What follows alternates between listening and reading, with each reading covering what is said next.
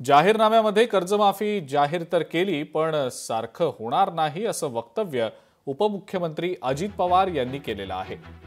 तर मुख्यमंत्र्यांसोबत अजित पवारांचा अंतर्गत वाद असू शकतो अशी टीका बच्चू कडूंनी अजित पवारांवर केलेली आहे।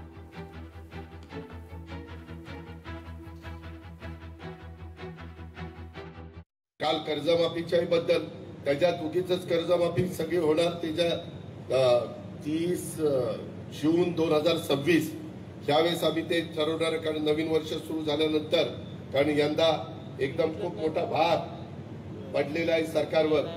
पण आमची सगळ्यांची चर्चा झाली, मामा होते, मुख्यमंत्री होते, आमचे एकनाथराव होते, राजू शेट्टी होते, महादेवराव जानकर होते, आमचे बच्चू कडू होते, ते बरेच जण आम्ही होतो उशिरापर्यंत बसून।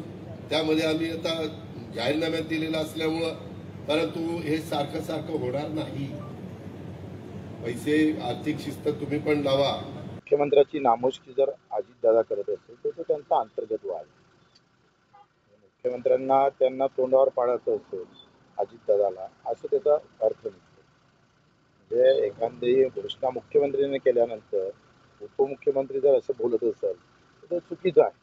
त्यांच्या अंतर्गत वादापोटी ते बोलले असतात। तर ते बोलताना कधी कधी एखाद्यावर तोल जातं, भाषण असतं। आता काल त्यांनी सगळं कबूल केलं, लेखी इतिवृत्त तयार होत आहे, त्याच्यानंतर प्रश्न नाही। लोकशाही मराठी ऐका, पहा, जागरूक रहा।